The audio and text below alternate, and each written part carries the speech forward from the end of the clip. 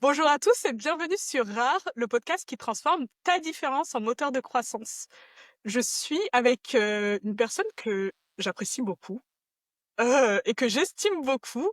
Jeanne, hello, Hello, merci comment vas-tu? Camille. C'est tout réciproque, évidemment. Eh Oh, ben, ça va super. Je suis ravie d'être là. Je suis ouais, ravie de faire ce podcast qui a mis, on a pris du temps, mais on le fait enfin, donc je suis très contente. bah pareillement, c'est un plaisir de t'avoir. Vous voyez, on commence le podcast avec de l'amour, de la positivité et ça, on aime. Jeanne, bah écoute, j'espère que t'es bien installée. Je vois que tu as chaud comme moi. Oui, oui, je confirme. Il fait bien chaud. Et si je bouge, c'est que je suis sur mon nouveau fauteuil à ballon. Waouh! C'est pour ça que je peux rebondir. C'est très rigolo ce que tu dis parce que là, ça se voit pas parce que je suis bien droite et tout. J'ai une chaise avec une petite tablette où je peux étaler mes jambes. Donc là où je te parle, je suis en tailleur, littéralement. Ah, donc tu vois, ok. On est sur des modes de fonctionnement très différents, mais ok. Très uniques finalement. Au moins, on sait C'est pour que ça qu'on est là. et toi et moi, on ne s'assoit pas normalement, ce qui est super. Peut-être pour ça qu'on est là d'ailleurs, hein.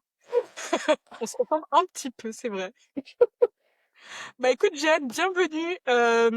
Tu vas voir, je vais te poser 5 questions. C'est les 5 questions que je pose à chacun de mes invités pour apprendre à te connaître un petit peu.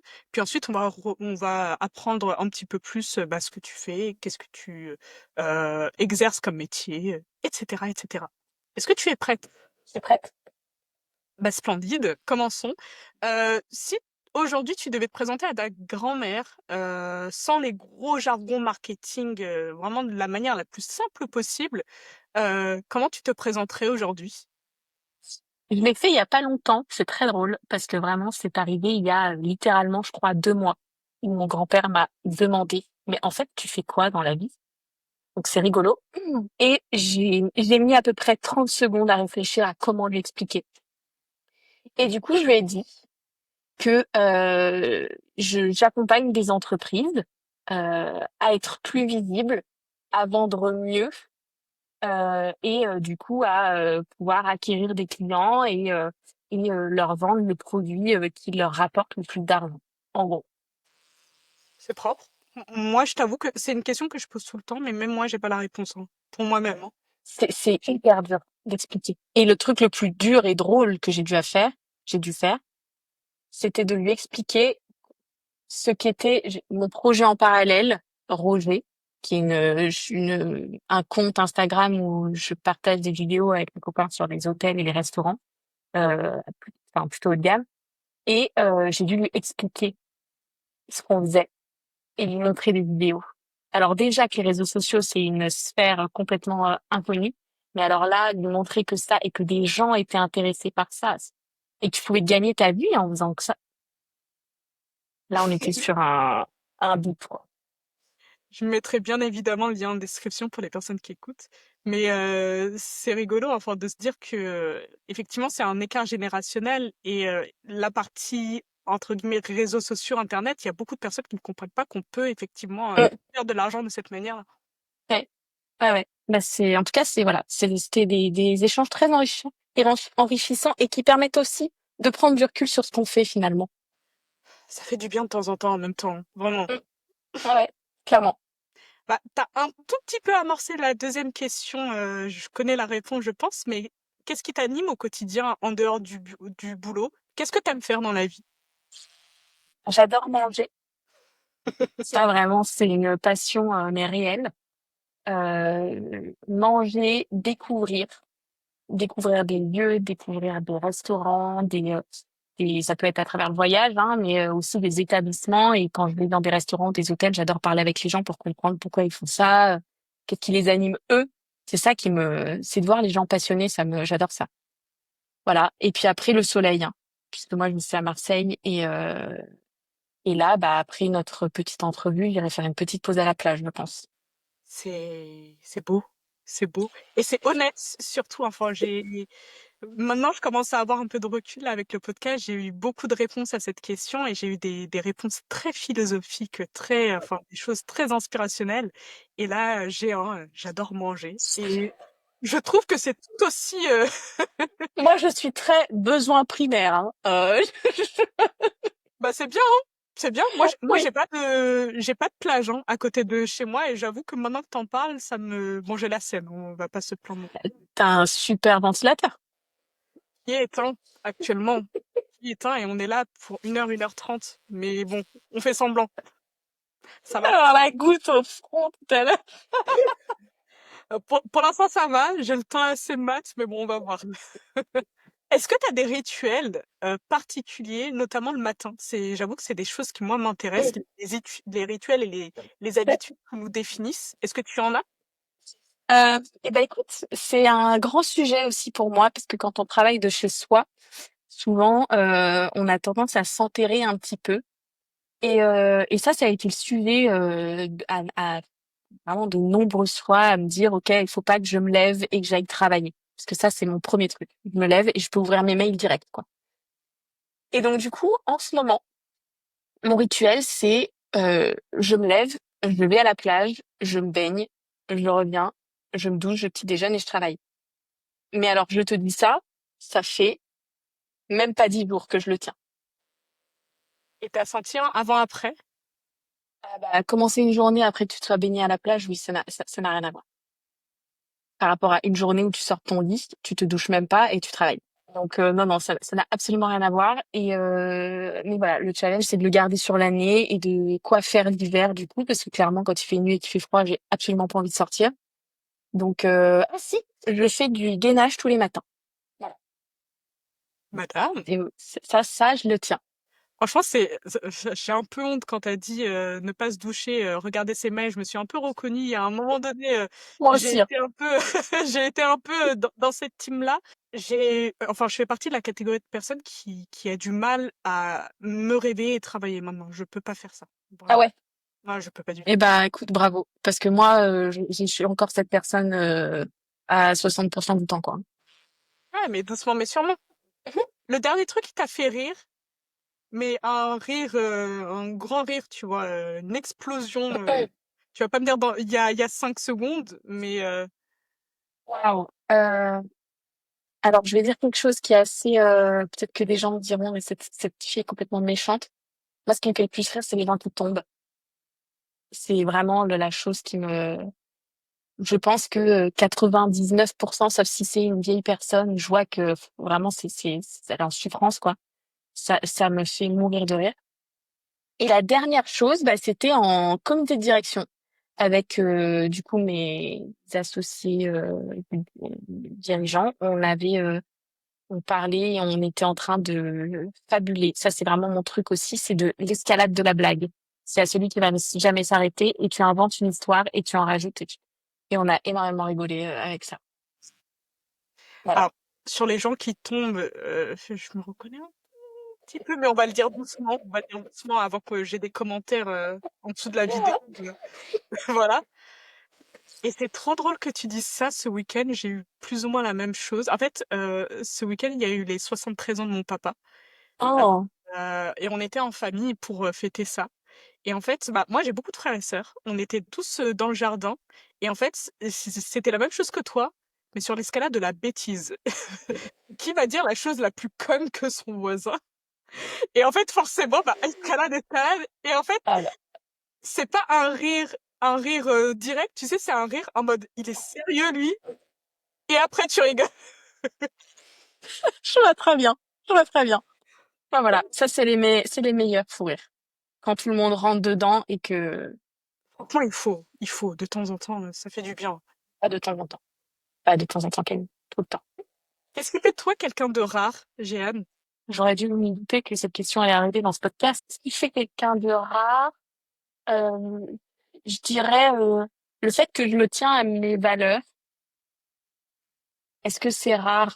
J'ose espérer que non. Mais force est de constater que par beaucoup d'expériences, alors, pas beaucoup d'expériences, mais beaucoup d'expériences où on m'a prouvé que bah non, en fait, des valeurs c'était bien, mais pas forcément en concret.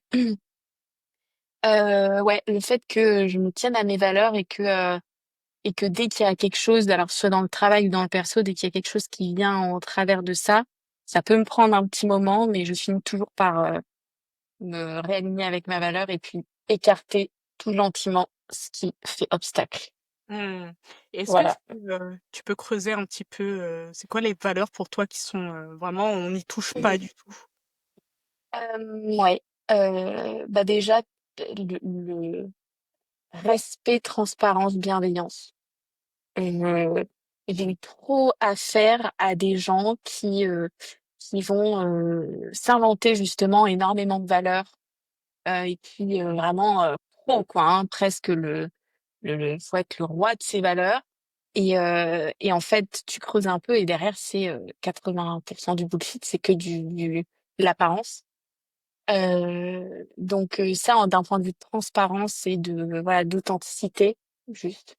Que t'es pas obligé de dire que t'es quelqu'un de bienveillant, t'es pas obligé de dire que t'es quelqu'un qui veut contribuer absolument à l'égalité. Enfin, j'en sais rien, je dis n'importe quoi là, mais si c'est pas le cas, t'es pas obligé de le dire. Et je Mmh. serais beaucoup plus OK avec le fait que tu me dises, bah, des fois, j'en ai rien à foutre de l'égalité, j'ai juste envie d'être heureux. Bah, OK, t'as le droit. Et je vais pas te juger. Par contre, que tu me dises que tu l'es et que derrière, tu fasses rien et voir son contraire, là, ça me dérange. Donc voilà. Donc on rajouterait, éventuellement à ça l'alignement aussi avec, Oui. Ça, très important, effectivement. Oui, c'est vrai, je le voyais pas comme une valeur, mais c'est quelque chose qui, moi, toujours, de manière inconsciente, puis plus consciente, parce que je pense qu'au début, c'est quand même très difficile de se dire, je suis alignée, ou là, ça va pas, parce que justement, je suis pas alignée avec qui je suis, ce que je veux être, etc. Donc, ça se conscientise au fur et à mesure, mais maintenant, c'est vraiment quelque chose, euh, enfin, auquel je fais attention, très attention. très bien. De toute façon, on va retourner sur ce terrain-là, mais effectivement, ce côté rare, et là, désolée si cette question t'a pris de court, c'est aussi pour ça que tu es dans ce podcast-là. J'invite pas n'importe qui ou toutes mes connaissances, mais bien des individus en particulier qui ont ce petit truc selon moi. Et effectivement, ce côté valeur, et encore une fois, c'est une autre lettre d'amour que j'envoie à Jeanne. C'est quelque chose que j'ai ressenti et que j'ai vu. Pour information, pour ceux qui nous écoutent, on a eu l'occasion de travailler ensemble avec Jeanne. Donc forcément, il y a des choses qui ne mentent pas quand on travaille. On referme la parenthèse. Est-ce que tu peux nous parler de ton du fait de parce que il me semble que toi, tu viens d'une famille de personnes qui entreprend. Euh, Comment c'était de grandir dans ce cadre-là? C'est une bonne question. Ça n'a pas toujours été le cas parce qu'en fait, jusqu'à mes 11 ans, mes parents n'étaient pas entrepreneurs. Donc, voilà, c'était dans un modèle où en plus on déménageait beaucoup parce que c'était un modèle avec des limitations. Mais du coup, à partir de mes 11 ans, ça a été le cas. Donc, c'est aussi à partir du moment où pareil, je comprenais le fait qu'ils travaillent et ce qu'ils faisaient dans la vie. Donc, au final, c'est ce que j'ai le plus connu. Et je t'avoue que il y avait une chose que je ne voulais pas faire, c'était être chef d'entreprise. On n'est pas encore rentré dedans, mais Jeanne est chef d'entreprise. Voilà. En toute Elle est cohérence, du coup, me voilà aujourd'hui chef d'entreprise.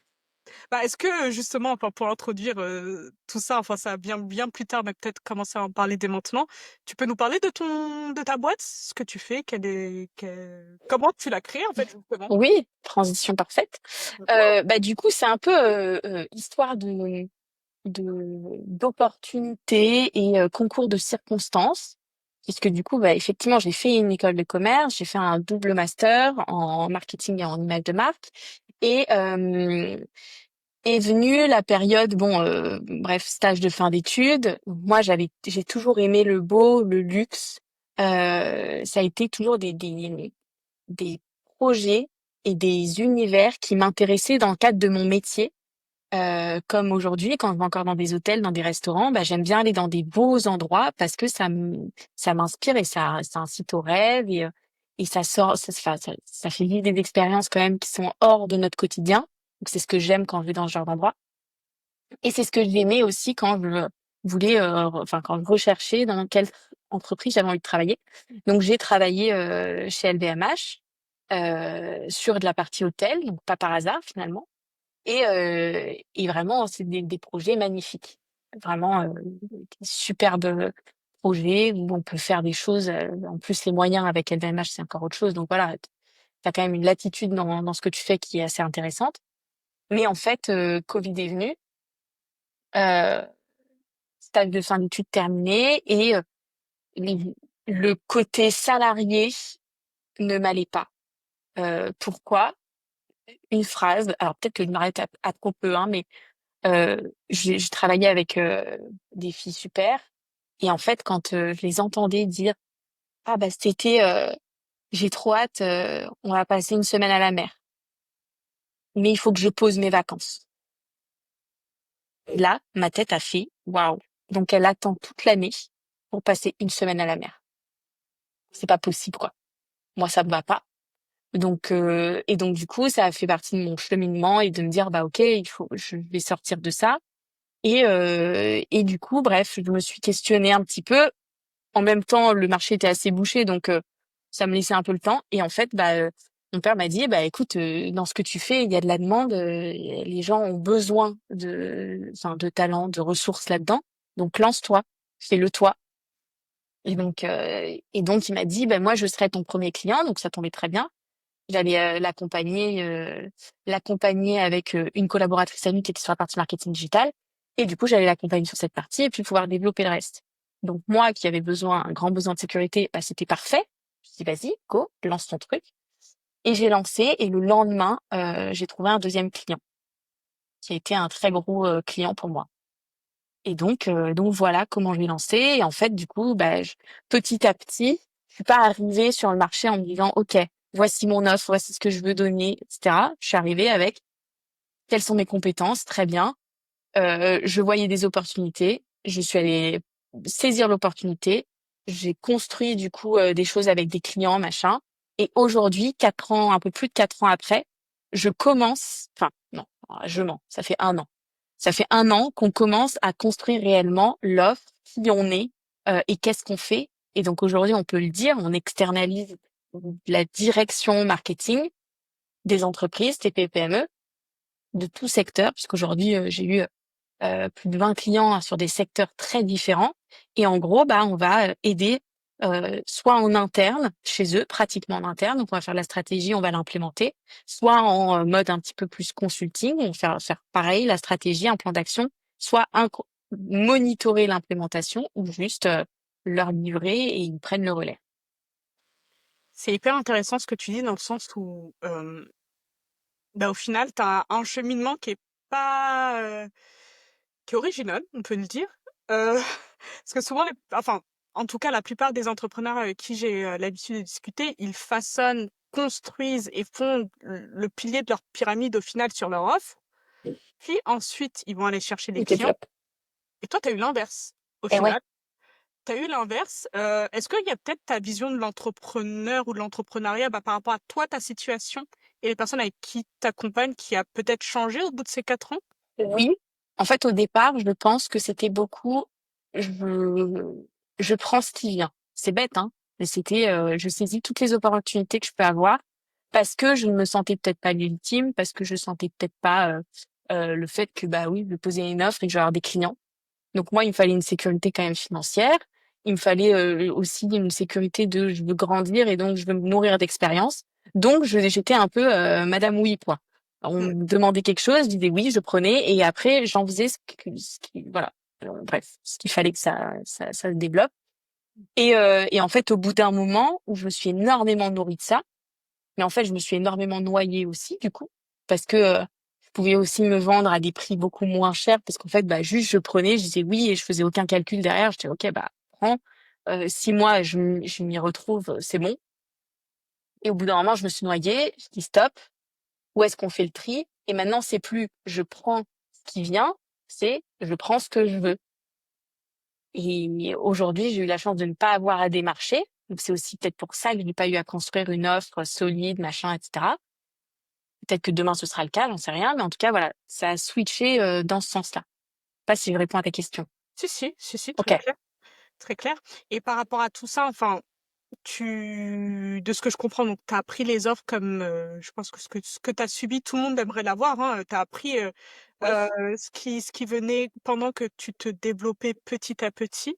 Est-ce que tu t'es peut-être inspiré, bah, soit de ton paysage familial qui eux aussi construisaient quelque chose et peut-être même de tes clients qui ont une structure en tant que telle, que toi t'intègres pour apporter aussi de la valeur.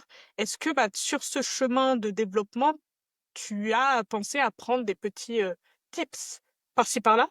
J'ai tout pris. Voilà,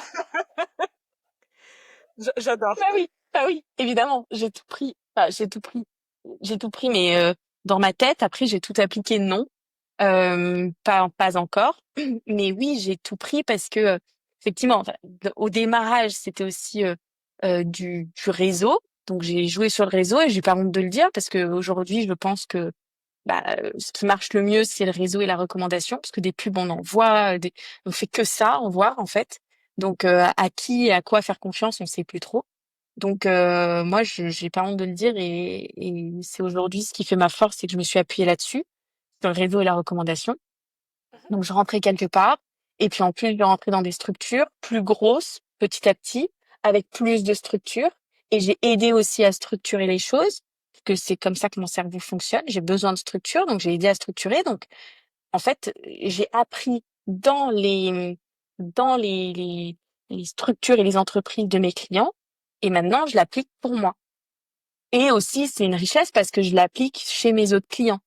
Tout en, ouais, évidemment, en respectant la confidentialité, etc. Mais des modèles, tu les prends, tu les dupliques, c'est pas un problème. Et en fait, bah oui, maintenant, tout ce que ça m'a appris, c'est énorme. Pour vulgariser un peu, t'es une éponge. Tu C'était prends, pour, absorbes, c'est c'est très bien. exactement le mot, c'est une éponge. Donc, normalement, l'éponge, elle déborde. Et l'éponge, il faut la presser. Bon, bah, je l'ai pressée et voilà, ça va mieux. Il faut apprendre à la presser plus régulièrement, je pense. J'aime beaucoup le côté éponge et le côté où l'éponge va tous les matins à la plage. J'aime beaucoup cette image. On va m'appeler Bob à la fin du podcast. Je vais mettre une image d'éponge dans la miniature YouTube pour ceux qui comprendront. Bob l'éponge, c'est moi. Toi, ta force, notamment, effectivement, tu as parlé de structure marketing, de le fait d'externaliser le côté market, mais une de tes forces, c'est notamment le branding, et c'est là-dessus où, effectivement, bah, bon, c'est pas connu via le branding, je l'ai découvert bien après, mais je sais bien que tu as un socle très solide là-dessus. Est-ce que ton intérêt vis-à-vis de cette partie branding, ça a été euh, pendant que tu bossais dans le luxe ou pendant tes études, ou comment tu as développé cette sensibilité au départ?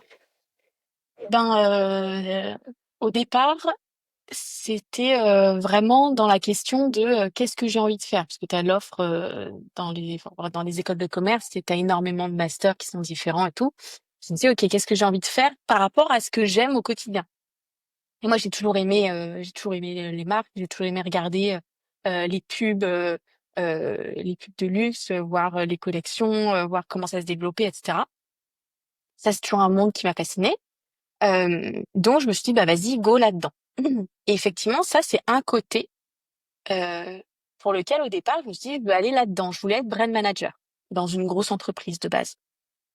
Et puis aussi par la transmission de rencontres que j'ai pu faire dans mes expériences, c'est les personnes qui m'ont le plus inspirée. Et en fait, ce côté-là s'est éteint dans mes 3 premières années d'entrepreneuriat parce que le besoin n'était pas là. Le besoin était dans le marketing. Il faut du retour sur investissement, il faut voilà des actions qui ramènent du chiffre et voilà. Donc en fait, alors que ça de base c'était pas du tout moi. J'étais pas, je voulais pas ce côté business. Et donc c'est drôle hein la vie finalement, puisque les 3 premières années ça a été, j'ai pratiquement pas fait de branding, enfin vraiment sur un côté très fond quoi. J'ai jamais eu de gros sujets sur du branding.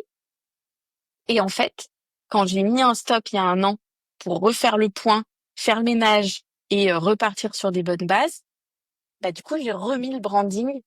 Et effectivement, c'est des projets que moi j'adore et qui aujourd'hui n'a pas encore assez de place. Mais du coup voilà, j'ai un petit peu enlevé cette phase, enfin réduit la phase business qui est encore principale parce que c'est logique. Toute action que tu veux faire en tant que chef d'entreprise doit peut ramener quelque chose. Mais j'ai remis aussi de la place pour le beau. Et donc, c'est aussi pour ça que j'ai fait un autre projet à côté, pour ramener aussi ce côté créativité et notion du beau, parce que j'en ai besoin. Mais c'est vrai qu'aujourd'hui, en marketing, c'est pas la première chose à laquelle on pense finalement. Mmh.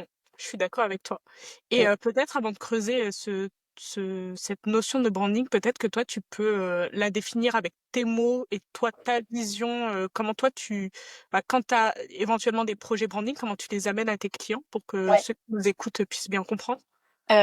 Pour moi, le branding, c'est ce que vous faites à l'intérieur, comment vous allez le refléter. Donc, par exemple, si je dois donner un exemple où on se dit il n'y a pas de branding, des cabinets médicaux type chirurgien dentiste, dentiste. Je prends cet exemple parce que j'ai eu plusieurs clients de ce secteur-là.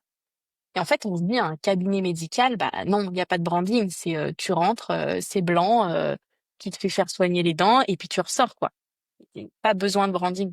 Mais en fait, aujourd'hui, le- la notion justement de beau et d'image est devenue centrale par les réseaux sociaux et partout en fait. On est tellement connecté que tu as besoin de te différencier. Et la manière dont tu te différencies, comme aujourd'hui avec tes vêtements, bah c'est du branding en fait. Donc il y a cette phase-là, c'est comment tu montres ce que tu fais, comment tu le fais refléter. Et du coup, ça peut passer par l'image, donc en de manière en gros, on va dire, quand on fait un projet branding, quand on livre un projet branding, tu vas retrouver dedans les logos, les couleurs qui vont être associées à ta marque, les typographies, donc les écritures qui vont y être associées, et des projections de visuels, de texte, etc. Ça, c'est le parti un peu graphique. Et à côté, tu as le côté valeur, tu as le côté justement histoire, pourquoi, vision, que tu vas faire refléter autant dans le graphique que dans la manière dont tu vas t'adresser à ta clientèle, à ton audience. Et ça, du coup, tu vas le refaire refléter dans un ton de voix. Donc, c'est la manière justement dont laquelle tu vas parler, soit à l'oral, à l'écrit, en fonction de ton secteur, peu importe. Mais du coup, tout ça pour que tout reflète une cohérence de qui tu es en tant que personne physique ou morale. J'ai adoré ta définition, je l'ai écoutée comme du petit lait, vraiment, J'ai trop peur de me perdre dans ce que j'explique. enfin, moi, je compte pas. On verra dans les commentaires après, mais en tout cas, c'est clair pour moi. Et est-ce que tu peux, par exemple, donner un exemple en prenant Loli, justement, ton Hum. agence, sur comment toi tu te positionnes, ton branding, comment tu l'as imaginé? Ah, c'est drôle, tu poses les bonnes questions, Camille. Bah, je sais, j'ai bossé un peu avant qu'on se voit. Mm.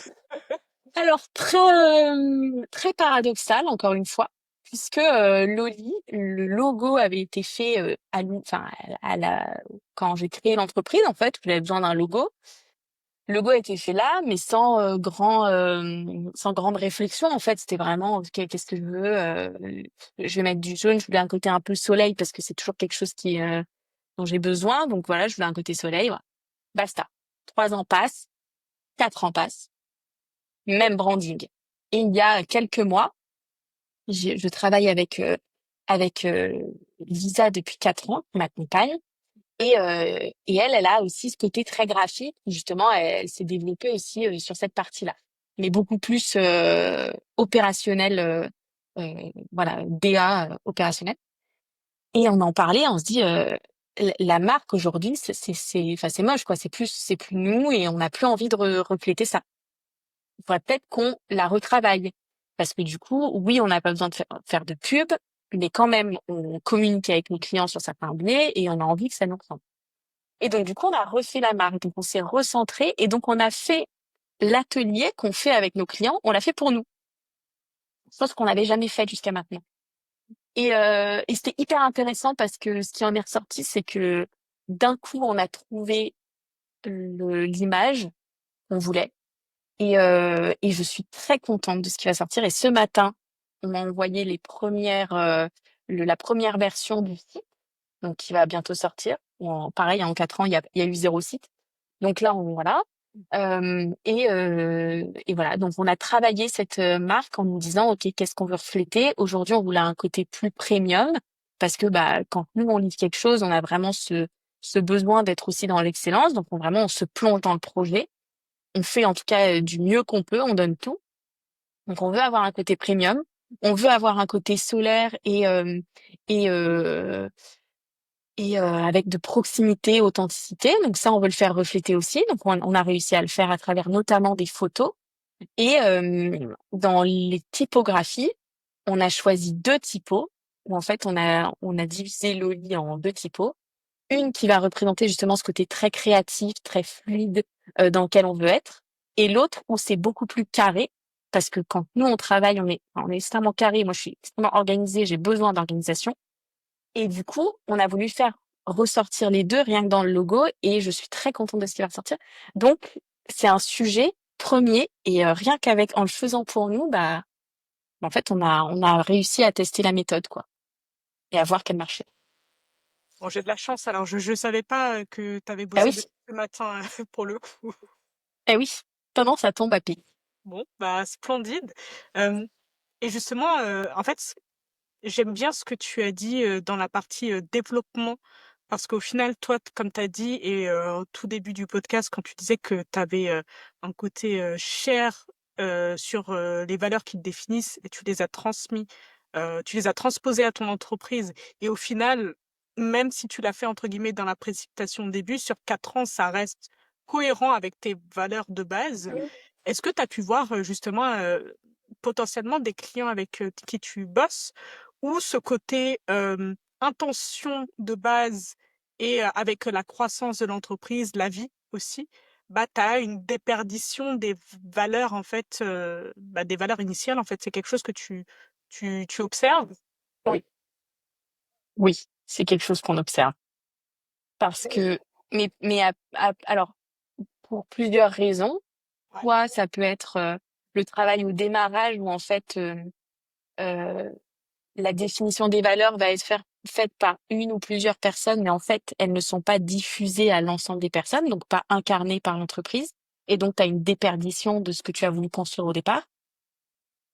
Ou parce que, bah, en fait, déjà de base, il y avait du bullshit, comme j'en parlais au départ, où en fait, bah, tu vas t'inventer des valeurs parce que tu as envie d'être là-dedans, mais tu vas pas creuser assez pour te dire. En fait, des fois, il suffit d'un petit, tu vois, il suffit d'un mot différent qui a un sens un peu différent, mais en fait, ça va, sur le long terme, ça va prendre tout son sens, quoi.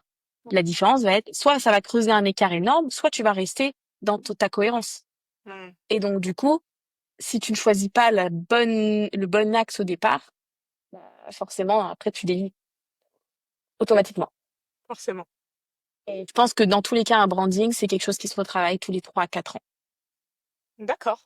Parce que les objectifs changent, la vision peut changer. Alors, je dis pas que ça va changer du tout au tout, hein, mais les objectifs et la vision changent parce qu'aussi l'environnement au global change. Donc, c'est-à-dire que les codes de marque vont évoluer. Euh, et tu le vois dans les entreprises du digital il y a 5, 6, 7 ans, il y avait des codes graphiques d'image qu'il faut aujourd'hui. T'as même pas l'impression que c'est du digital. Ils ont sorti une imprimante dans les années 80, quoi. Il y a un truc ou un écart énorme qui s'est créé et en fait, bah, si tu le remets pas à jour, tu ne peux pas rester positionné dans ton secteur. Mm. Et justement, parce qu'au final, tu parles, alors on parle de branding, on a forcément, et ce qui est logique, fait directement le parallèle avec le branding d'entreprise. Est-ce que les problématiques sont exactement les mêmes pour le branding perso? Enfin, pour toi, un peu moins parce que tu as ton agence et tu te représentes en tant qu'agence. Mais moi, par exemple, je fais ma publicité. Enfin, moi, j'incarne forcément, enfin, mon branding, c'est moi, quoi. Mhm. Je pense que tu as quelques clients aussi où leur boîte, c'est eux. Est-ce que c'est les mêmes codes? Est-ce qu'il y a des choses qui changent entre l'entreprise et le perso? Euh, la seule chose, c'est que je pense que c'est encore plus dur quand c'est du personal branding parce que il faut, je le pense, en tout cas pour que ça marche, il faut vraiment être hyper aligné avec la marque qu'on renvoie parce que si c'est pas le cas, s'il y a pas d'authenticité, c'est beaucoup plus dur de produire et puis en fait les gens au bout d'un moment sont pas dupes et ils voient une différence entre ce qui est annoncé et ce que tu dégages.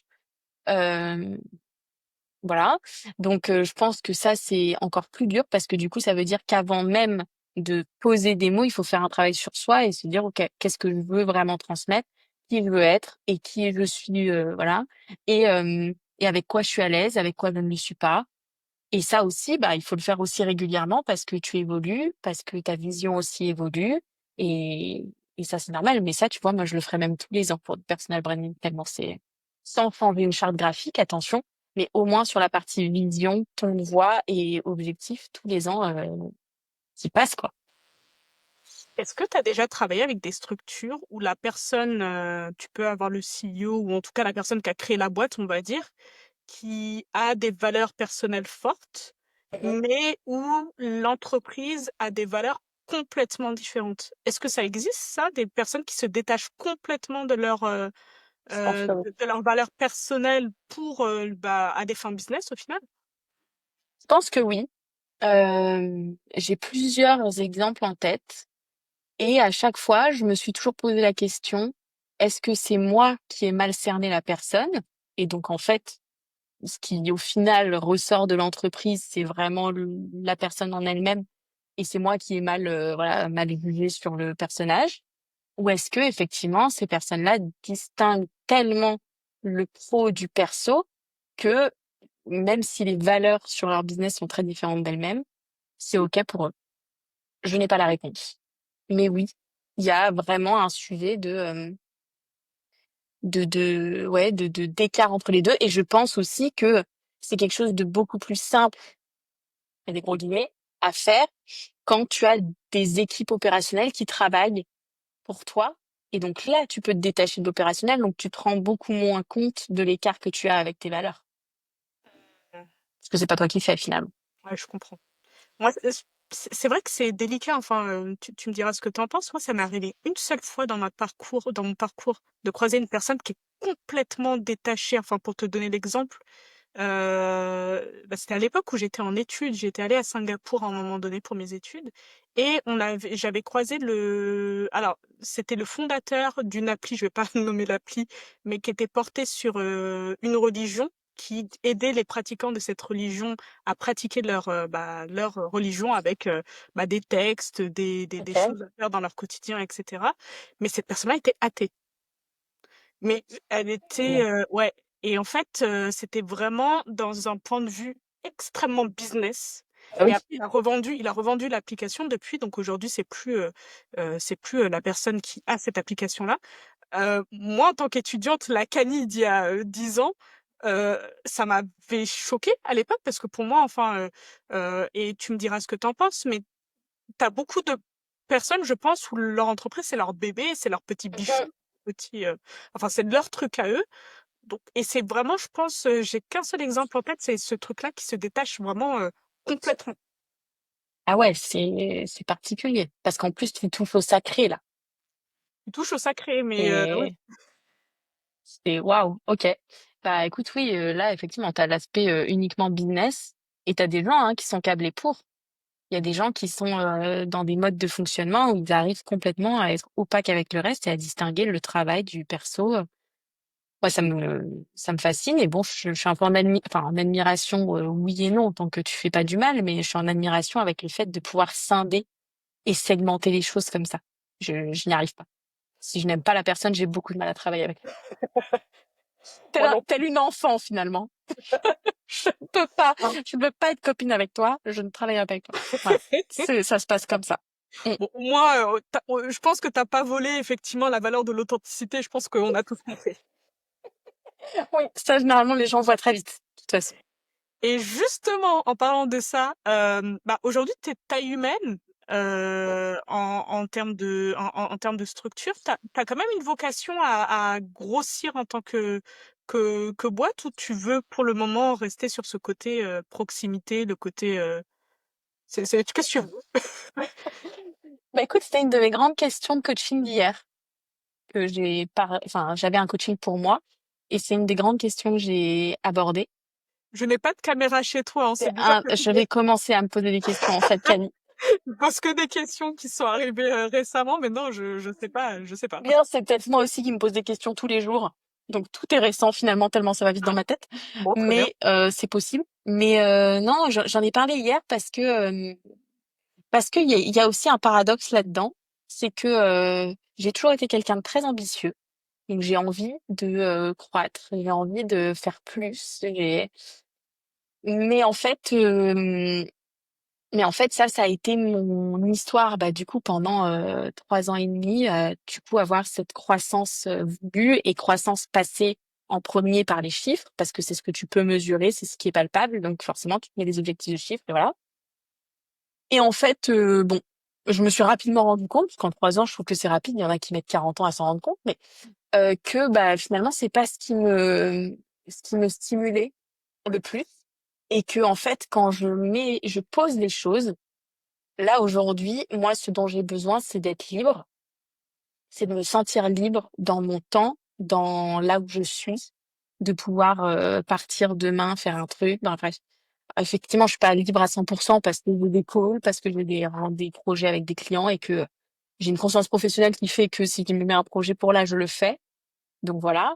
Mais au moins, j'ai une flexibilité que je peux m'accorder, que je ne pourrais pas forcément m'accorder si j'avais beaucoup de salariés et une croissance telle que voilà, mes journées seraient pleines, quoi. Donc, je suis un peu en réflexion là-dessus, sur comment continuer à croître. Alors, par les chiffres, pas par les chiffres, j'en sais rien, mais tout en gardant cette liberté. Et ça a été mon grand dilemme de l'année que j'ai abordé à plusieurs. Tu sais, je fais c'est dans pas des masters, enfin des sortes de mastermind, en tout cas de réunions d'entrepreneurs. J'ai posé la question 3 fois cette année quand même à 3 groupes différents. J'ai augmenté mes chances et voilà, j'ai lancé mon brainstorming. Mais ouais, je sais pas toi ce que t'en penses, mais moi c'est un gros sujet. Bon, moi, j'ai pas la réponse pour toi forcément, mais je me dis que déjà, c'est tellement une question délicate dans le sens où déjà le mot croître, Mm. comme tu l'as très bien dit, hein, c'est croître comment? Humainement, côté chiffre d'affaires, côté offre, enfin, il y a tellement de manières différentes de croître. Et il y a aussi ta manière, le rapport que tu as avec ton entreprise, parce qu'il y a des personnes bah, comme je te donnais l'exemple, qui font grossir des entreprises sur lesquelles elles n'ont pas d'attachement pour les revendre derrière. Tu as d'autres personnes qui font grandir des entreprises et qui veulent faire un step back, tu vois, qui se disent, par exemple, je vais être directeur créatif et je vais mettre un CEO à la place, alors que moi-même, c'est moi qui ai créé, c'est moi qui ai développé. Pour moi, c'est tellement, c'est presque intime, tu vois. Il y a tellement de paramètres qu'il faut Mm. prendre en compte sur comment tu te vois toi en tant que personne. J'ai pas la réponse, mais au moins j'ai jeté des filets peut-être pour t'aider éventuellement. Ouais, mais C'est quelle position tu veux prendre et aussi ça dépend aussi du stade dans lequel tu es dans ta vie. Si tu veux plus de temps pour toi, si tu veux justement mettre un focus sur le business.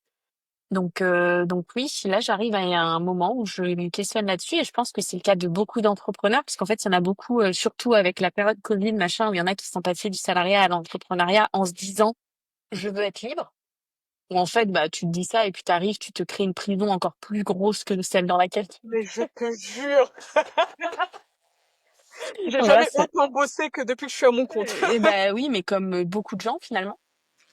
Et donc c'est un peu une illusion où au départ tu te dis bah ouais c'est ça et en fait il y a tellement plus de cadres que il est toujours question d'aller plus loin, de travailler là et de faire ça et d'aller proposer une nouvelle offre et de en fait t'es dans une course à la croissance et encore plus je trouve maintenant t'as un peu l'apologie de l'entrepreneur sur les réseaux sociaux où si t'es pas en croissance en gros t'es en train de mourir et que ton business va pas marcher. Alors oui, il faut que tu sois en croissance, mais dans quelle mesure? Franchement, je pense que c'est aussi propre à chacun. Mais du coup, ça met une telle pression que tu ne t'arrêtes jamais. Et t'es dans une roue de hamster et tu ne t'arrêtes jamais. Et ça, c'est dans le modèle dans lequel j'étais encore l'année dernière. Et quand j'ai mis ce stop, j'ai fait un exercice que je fais tous les ans depuis des années, où je fais ma planification. Je peux paraître pour une énorme malade, mais je prends une demi-journée, voire une journée tous les 6 mois, et je vais refaire ma planif où je vais me dire, ok, quel est mon idéal. Donc, ça me permet aussi de me remettre dans mes objectifs de vie, mes rêves, etc. Et ensuite, je vais faire un entonnoir jusqu'à arriver à quel va être mes objectifs du coup dans 3 ans, dans un an, pour arriver à servir cet objectif euh, principal. Et du coup, je vais avoir un peu ma planification à l'année de choses qu'il faut que je fasse pour atteindre cet objectif à un an. En fait, quand tu fais ça, tu te rends compte que tu peux faire énormément de choses. Il suffit de les planifier et de les diviser. Tu peux pas acheter une maison à, je sais pas, 500 000 euros demain, alors que si tu te mets ça dans un an et que tous les mois, tu mets une action pour, bah, tu vas pouvoir le faire parce que tu t'es organisé pour. Et donc, il y a un an, j'ai fait cet exercice. Et je me suis dit, OK, où est-ce que j'ai envie d'être? Vu que je venais d'avoir fait mon gros ménage, c'était ne pas retomber dans l'erreur dans laquelle j'étais et ne pas les refaire. Et donc, j'ai noté, en gros, ma situation idéale dans mon travail, là, c'était vraiment. Et le temps que je voulais travailler par semaine, parce que là, je travaillais des semaines, vraiment, ça ne s'arrêtait jamais. Et en fait, je me suis mis un objectif et depuis décembre, je suis dans cet objectif. Alors que vraiment, hein, c'était pas un objectif où genre je baissais de 2 heures par semaine. C'était vraiment limite je divise par deux mon temps de travail. Et là, je l'ai atteint parce que je l'ai planifié. Mais donc du coup, mais c'est parce que je me suis posé des questions et que j'ai mis un cadre. Si je mets plus de cadre, ça ne s'arrête jamais. Voilà, c'était ma conclusion. Donc mettez des cadres si c'est ma conclusion. Si je dois faire une conclusion, mettez des cadres. Parfait. Tu dit un truc qui m'intéressait, enfin tout m'a intéressé, hein. Pardon. C'est ok, hein. T'as le droit. Mon début de question commençait très mal, mais tout m'a intéressé. Mais en tout cas, il y a un point en fait qui fait écho à l'interview que j'avais eue justement l'épisode 1 du podcast avec Sacha Azoulay, qui lui aussi il a son agence de growth marketing qu'il a fait grossir et maintenant bah, il est implémenté en plan Paris. Je crois qu'il y a une trentaine de personnes dans son agence. Et lui, il insistait sur quelque chose, sur le fait que on ne peut pas tous être entrepreneurs. Il y a Mm. des personnes qui sont faites, ou en tout cas qui ont les qualités pour être entrepreneurs. Tu as d'autres personnes qui sont plus propices à euh, bah, les aider, les accompagner, ou bien faire un petit bout de chemin avec ces entrepreneurs-là. Mais vu que tu parlais de réseaux sociaux tout à l'heure, c'est vrai qu'il y a un peu cette course de il faut coûte que coûte que je me mette à mon compte, que je fasse des trucs pour, entre guillemets, atteindre la réussite avec la définition de la réussite propre à chacune, quoi. Est-ce que tu es plus ou moins aligné avec lui sur le côté, bah, tout le monde ne peut pas forcément être à son compte au final? Je pense. En tout cas, enfin, tout le monde le pourrait, mais il faudrait faire un gros travail, quoi. Parce que c'est comme le principe de t'as des leaders et t'as plutôt des profils suiveurs. Et il n'y a pas de meilleure place, hein. Euh, Parce que justement, il faut des très bons suiveurs et c'est souvent ces profils-là qui font que les leaders explosent. Et mais effectivement, je pense qu'il y a des qualités déjà de vision où il y a des gens qui n'arrivent pas à avoir de vision, juste ils ont besoin de qu'on leur donne un plan et par contre ils l'exécutent à la perfection, mais ils n'arrivent pas eux à avoir la vision du truc quoi. Et ça je pense que c'est important. Il y a la curiosité, il y a effectivement un peu l'organisation et peut-être la planification. Alors ça c'est propre à moi hein, parce que je connais des entrepreneurs qui ne le sont pas du tout et parce que ici c'est des créateurs, c'est autre chose, mais je pense qu'il y a des profils effectivement qui sont beaucoup plus enclin à faire de l'entrepreneuriat. Tous pourraient le faire, mais il y en a avec qui ils ont plus de facilité que d'autres, quoi. Hmm. Ok. Et c'était quoi la plus grande leçon que tu as pu tirer là de tes 4 ans, 4 5 ans? Quand je dis leçon, c'est vraiment le truc où tu t'es cassé la gueule, mais en mode vraiment vénère. Limite, ton Ouais. petit bout de nez était en train de saigner, quoi. Mais que maintenant, cette leçon-là, bah, tu l'appliques forcément au quotidien pour pas justement retourner dans ces travers-là. T'as un exemple à nous donner? Ouais. C'est la plus grande leçon, c'est respecte-toi et fais-toi respecter. Et ça, c'est quelque chose, c'est aussi 100% de ma faute. Parce que en gros, quand tu te fais empiéter par des clients ou voilà, tu te fais aspirer par le truc ou tellement qu'en fait, ils pensent que tu n'as plus de limite, que tu as tellement dit oui, t'es investi, donc t'as une super conscience professionnelle, donc tu donnes tout, et en fait, tu ne donnes pas de limite. Et en fait, les gens, du coup, ne s'arrêtent pas, hein, c'est réel, hein, le truc de tu donnes ta main et on te prend le bras, bah là, on m'a pris tout mon corps jusqu'à mes orteils. Bah, tant que toi, tu ne mets pas un stop et que tu ne mets pas de limite, personne ne va le faire pour toi. Et ça, c'est la plus grosse leçon que je me suis pris dans la tête à maintes fois. Et il a fallu m'en prendre plusieurs fois avant qu'elle s'imprime, hein. Et maintenant, c'est vraiment une libération d'arriver à dire, bah non, ça non, je le fais pas, ou ça j'ai pas envie, ça fonctionne pas comme ça. Je propose une solution, hein, je fais pas la meuf capricieuse, non, ça j'ai pas envie, je te laisse te démerder tranquillement. Non, non, je propose des solutions, mais par contre, je fais ce que j'ai envie de faire et ce pourquoi on m'a de base missionné ou peu importe. Mais en tout cas, je reste dans le cadre que j'ai mis. Et c'est moi qui mets le cadre.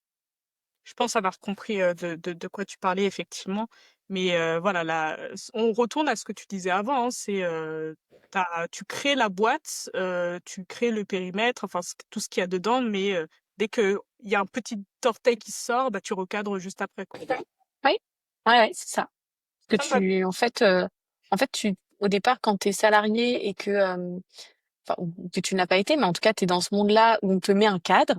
Et souvent, bah, des gens, ils sont dans des entreprises, ça leur convient pas parce qu'en fait, la philosophie de l'entreprise ne leur convient pas et donc le cadre ne leur convient pas. Et donc, ils vont se dire, je vais me mettre à mon compte parce que je veux travailler moins, parce que je veux être libre de mes horaires, machin. Mais en fait, s'ils ne créent pas le cadre, tu ne crées pas l'entreprise. Tu dois créer l'entreprise dans laquelle tu veux travailler. Et ça, c'est un vrai truc. Il faut que tu poses les bases. Et donc, c'est ces bases que j'avais allègrement oublié de poser. Si on repart sur la partie plus branding, est-ce que tu vois, toi, alors sur tes thématiques très branding que tu as avec tes clients, est-ce que tu vois des erreurs qui reviennent tout le temps, constamment? Ouais, c'est dans l'implémentation. Alors, je sais Ouais. pas si c'est ce que tu attends, mais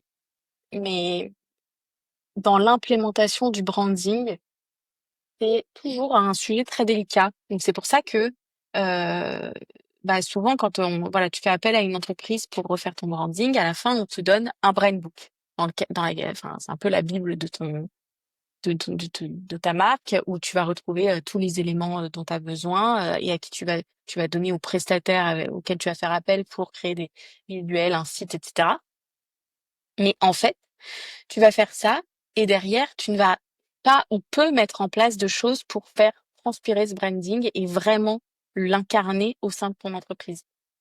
Et nous, c'est pour ça que on essaie au maximum de livrer ça avec des plans d'action, du coup adaptés au secteur du client et adaptés aussi à ses priorités et au contexte qu'on connaît de son entreprise pour se dire, OK, tu as cette marque qui est super, que maintenant tu aimes et qui te reflète. Demain, qu'est-ce que tu dois faire pour la faire ressortir dans tous les canaux possibles de ton entreprise? Que ce soit dans le parcours client, que ce soit dans même tes bureaux, auprès de tes équipes, auprès de ta communication externe et de ton acquisition, vraiment au global, quoi. Et ça, c'est l'erreur la plus fréquente que je vois, c'est on donne des règles, mais en fait, pareil, on les suit pas ou on les applique même pas. On parle beaucoup trop de règles, les gens vont me dire, ah la meuf, elle est relou de parler de règles. Ouais, je suis désolée. C'est vrai que GN est un peu psychorigide, j'avoue. Mais vu que je le suis aussi, Je trouve ça important. hein, vraiment, si non, t'es quelqu'un d'extrêmement organisé et je pense que t'es une des personnes les plus organisées avec qui j'ai pu travailler jusqu'à maintenant. Donc moi, je m'y retrouve, mais effectivement, les auditeurs qui sont un poil un petit peu plus bordéliques, je pense qu'effectivement, ils vont se dire, mais c'est qui, qui est cette fille? Qui est cette personne complètement folle. Mais après, voilà, c'est surtout pour ces personnes-là peuvent avoir du mal à implémenter. Mais en fait, t'es pas obligé de tout implémenter d'un coup, mais au moins de le planifier pour que le travail serve à quelque chose, en fait. Et Tout que à tu, fait. tu perds pas ton temps. Et commencer doucement, mais sûrement, mais pas tout mettre, enfin forcément, quand tu mets tout en même temps. Exactement. Faut être réaliste. Comme le système des objectifs, faut être réaliste. Exactement. Et justement, tout à l'heure, t'as parlé justement des objectifs, des entreprises, pardon, qui ont des valeurs un peu bullshit, ça peut arriver d'une manière ou d'une autre, hein, c'est comme ça. Euh, ces entreprises-là qui éventuellement feraient appel à toi ou à quelqu'un qui fait du branding ou autre, comment on fait pour les détecter? Comment on fait pour savoir qu'une valeur qui va te dire au début, par exemple, si toi tu poses la question quelles sont vos valeurs, il va te faire la liste. Est-ce que tu arrives dans ton système et ta méthodologie à comprendre au bout d'un moment qu'il y a une des valeurs qui n'est pas réelle? Et si ça arrive, est-ce que c'est ton rôle de dire à cette entreprise, je ne suis pas sûre, parce que c'est touchy, tu vois, Ouais, bien je ne suis sûr. pas sûre que cette valeur colle avec ce que vous me dites. Il y a plusieurs moyens, je dirais. C'est que déjà, alors ça dépend combien de personnes tu as en face de toi. Si effectivement t'en as qu'une et qu'elle te décrit les valeurs, machin, bah malheureusement t'as peu de façons de vérifier si c'est correct ou pas, à part lui dire bah ok, comment ça se retranscrit cette valeur dans votre quotidien dans l'entreprise. Donc ça c'est une question qu'on pose tout le temps, c'est ok c'est bien de donner une valeur, mais comment concrètement chez vous ça se retranscrit. Euh, donc là c'est la première manière. Mais en fait, je pense que la manière la plus intéressante de tester ça, d'avoir plusieurs profils en face de toi, de l'entreprise, euh, avec des postes un peu différents, et de pas forcément que du comité de direction, justement, parce que souvent le comité de direction, ils sont un peu alignés sur les valeurs, machin. Là, vraiment de prendre un peu de partout et de faire un atelier où chacun note les valeurs qui pensent être les plus représentatives de l'entreprise à l'aveugle. Et généralement, ça, c'est hyper intéressant parce qu'en fait, même eux, hein, du coup, ça leur permet d'apprendre de qu'est-ce qui est plus ressenti au niveau opérationnel et peut-être qu'ils vont ressortir des valeurs autres. Mais en tout cas, c'est des exercices généralement qui sont assez éclairants. Et là, tu peux pas trop dire, bah oui, mais en fait, euh, enfin, il faut absolument que bienveillance soit dedans, alors qu'il y a 10 personnes et qu'il y en a qu'une qui a mis bienveillance, tu vois.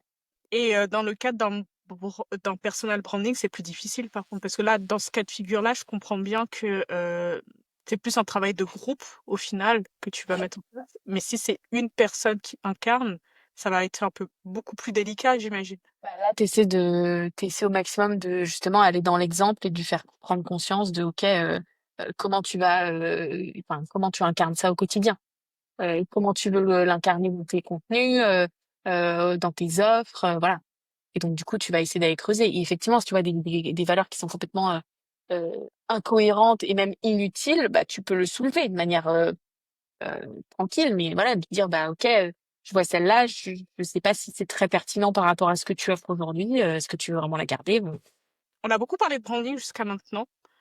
On n'a pas vu le rebranding Mhm. qui, je pense, ou en tout cas c'est toi l'expert, tu me diras, qui est, je pense, un travail différent. Est-ce que tu peux éventuellement, si tu le veux bien, bien sûr, nous parler d'un cas où tu as dû rebrander peut-être quelque chose, enfin de partir d'un postulat qui n'est plus actuel pour aller sur une autre proposition ou en tout cas toute autre chose? Ouais, alors c'est un travail un peu similaire dans la méthode, mais plus difficile dans les faits parce que il faut se détacher de la marque dans laquelle tu es actuellement. Et du coup, ça, je pense qu'il est hyper important. Alors que ce soit personal branding, bon, là c'est différent parce que tu as affaire à une personne, c'est la personne en question qui va te donner les éléments. Mais du coup, dans les entreprises, c'est hyper important de travailler avec les personnes qui vont incarner votre nouvelle marque, ce rebranding. Pour pas justement rester bloqué dans l'ancienne identité qu'il y avait. Et ça c'est déjà arrivé nous sur un travail de rebranding qu'on a fait avec un client, mais moi j'étais de l'autre côté. J'étais dans le côté client par rapport à l'atelier. Et c'était assez intéressant parce que en fait, selon les personnes présentes et les profils, tu voyais des directions complètement opposées qui partaient. Parce qu'il y en avait une personne qui était ancrée dans le passé et dans la marque parce qu'elle l'a incarnée pendant hyper longtemps. Et tu avais l'autre personne qui, justement, elle voyait le futur. Mhm. Et je pense que le gros challenge, c'est d'arriver à savoir quelle personne écouter et arriver à faire dire dans l'équipe qui va être le décisionnaire final. Et ça, c'est un peu le challenge dans un rebranding. d'arriver à avoir un consensus par rapport à ça. Mais sinon, en termes de méthode, c'est quand même une méthode assez similaire parce que tu vas reposer les bases sur la vision, sur le marché dans lequel ils se positionnent, quels sont les concurrents et où ils veulent placer par rapport à eux, quelles vont être du coup les valeurs sur lesquelles on va s'appuyer, et tout ça du coup pour aller retravailler la partie graphique et voit. Hmm, Ça, cette méthode, elle reste un peu pareille, mais voilà, c'est plus une question humaine en fait, je pense. ok. Et est-ce qu'il n'y a pas autre chose pour l'après? Parce que comme tu disais, toi, tu accompagnes sur le branding, mais tu as aussi la partie proposition pour enfin, l'appliquer. Euh, pour une marque qui est déjà établie et qui doit refaire son branding et ensuite pas l'externaliser, mais en Le tout cas développer, utiliser déployer. des plans de communication sur une audience peut-être qui existe déjà.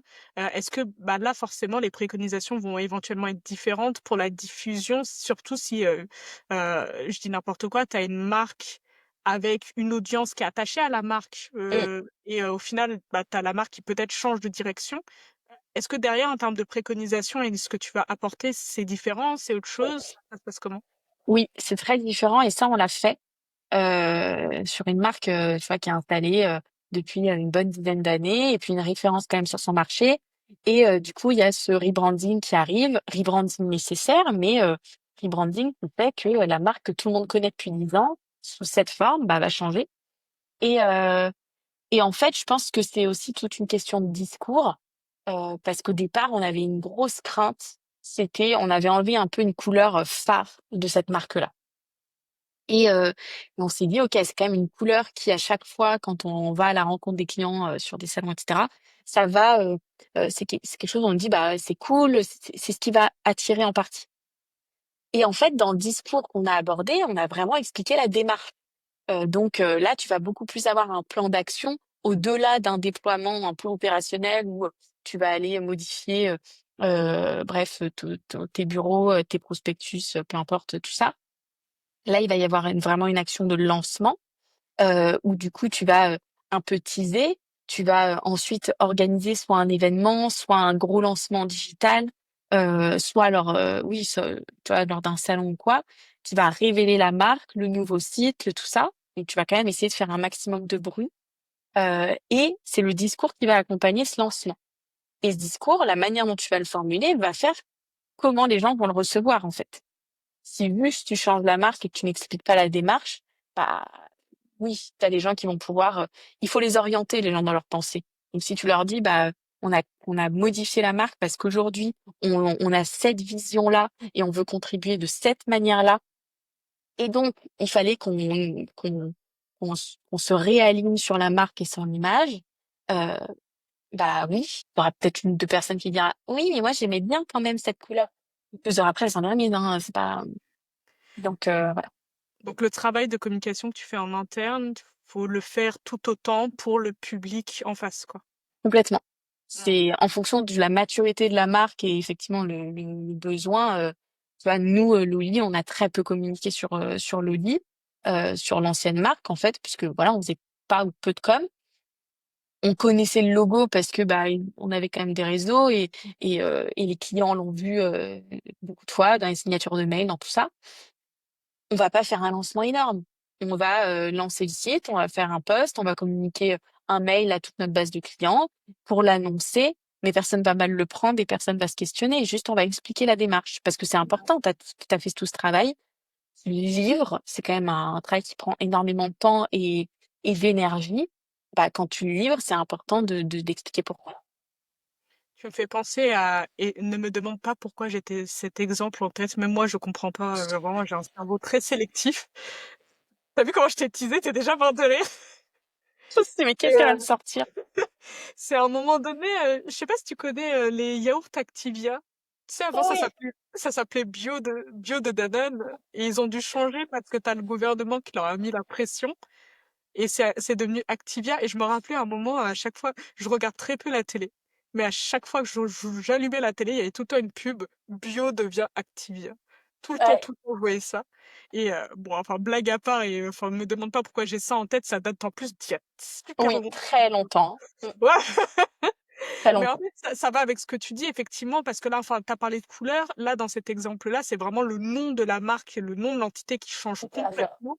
Mais c'est en rabâchant, en expliquant que au final, bah, Bio de Danone, je pense qu'on l'a plus en tête. En fait, c'est Activia. Ah, complètement.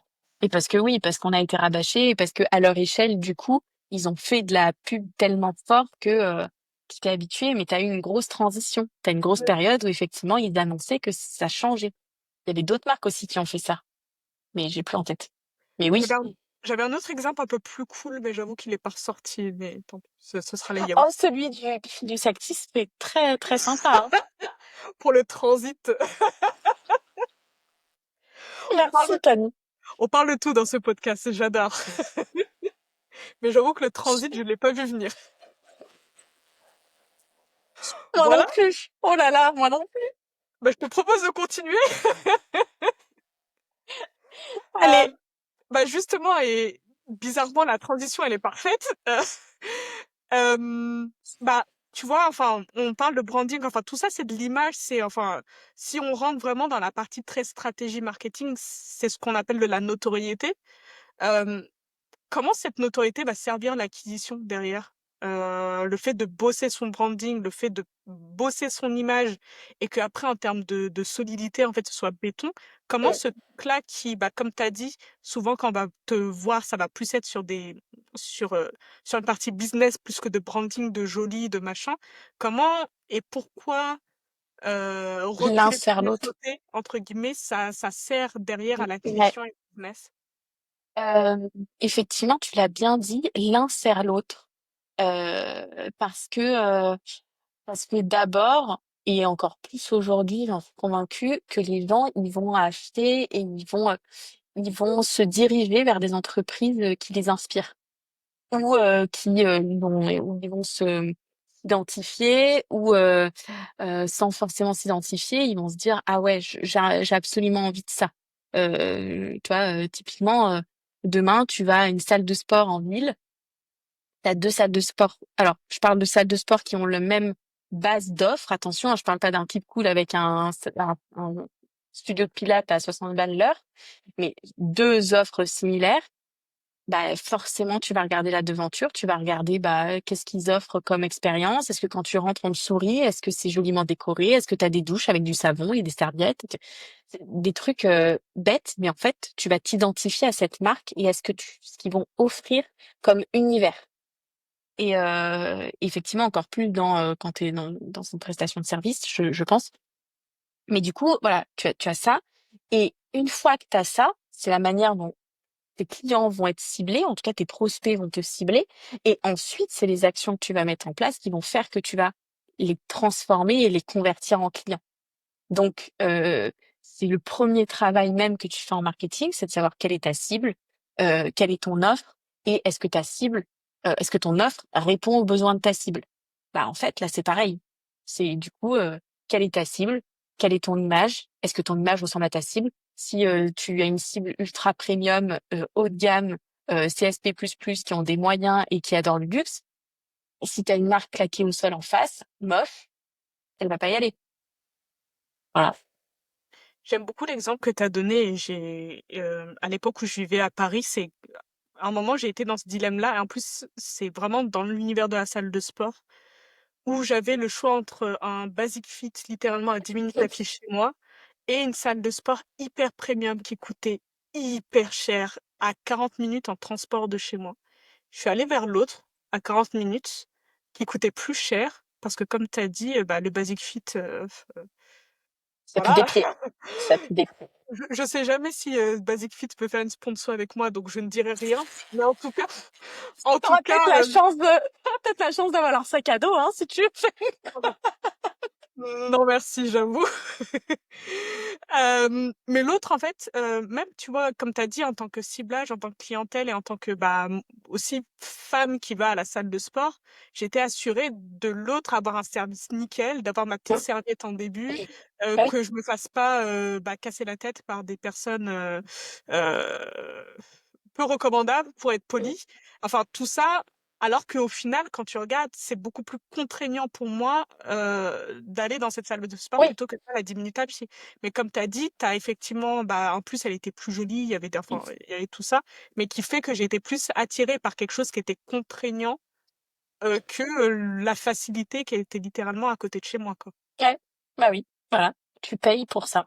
Et moi, je suis en plein dedans. Je paye depuis 1 an pour une salle où je pourrais, pour aller courir au bord de la mer gratuitement. Eh ben non. Du coup, je paye pour aller dans une salle dans le noir et faire du vélo sur place. Est-ce que tu recommandes Est-ce que tu as des outils que tu adores Oui, au quotidien ça peut vraiment aller dans tous les sens. ok. Euh, alors, j'ai un outil qui m'a changé la vie.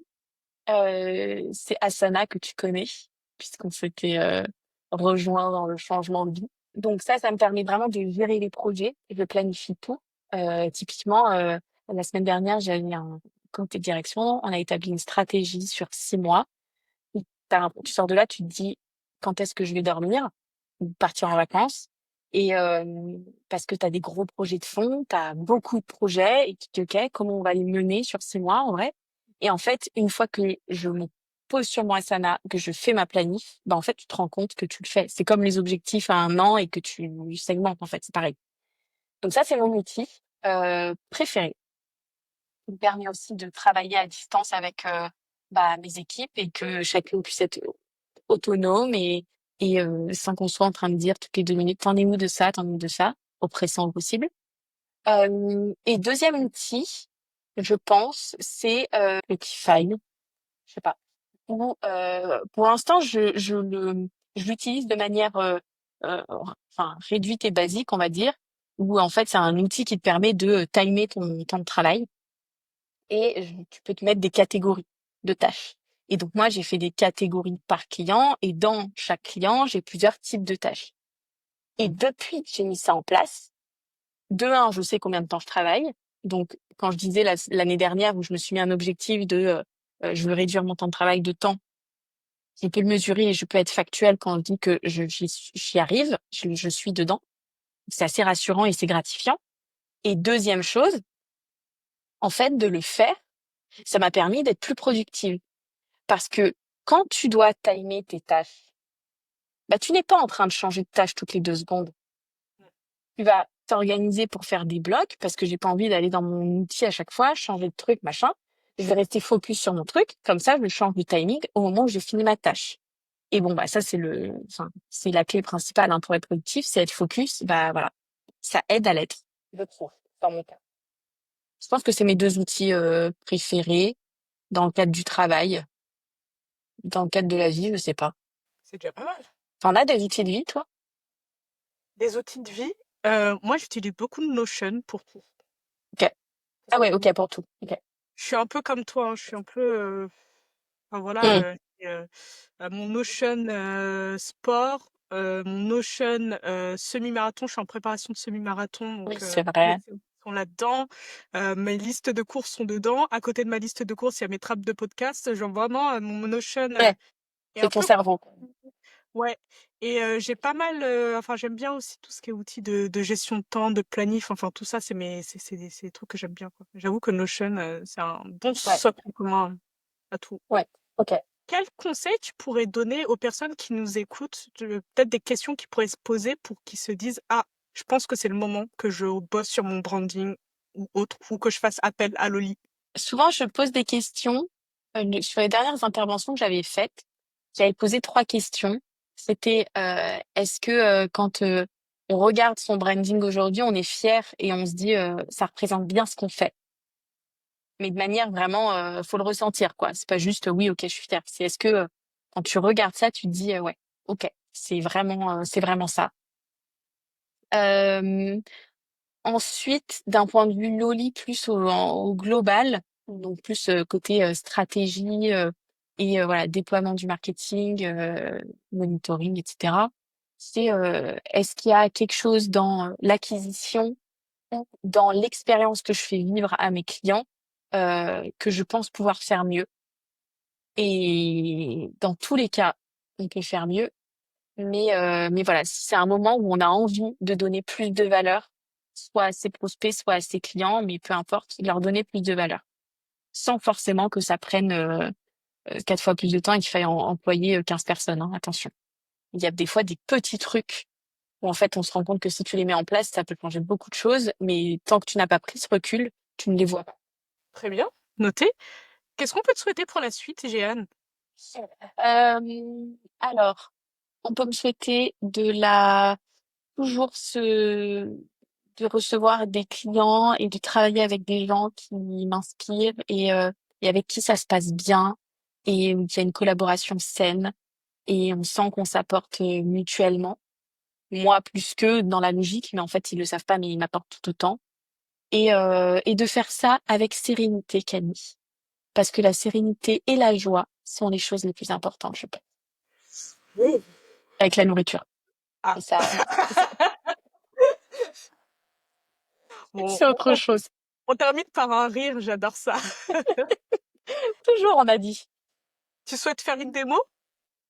Et ben, on peut faire une démo d'un atelier de branding. Eh ben, on passe à la partie démo.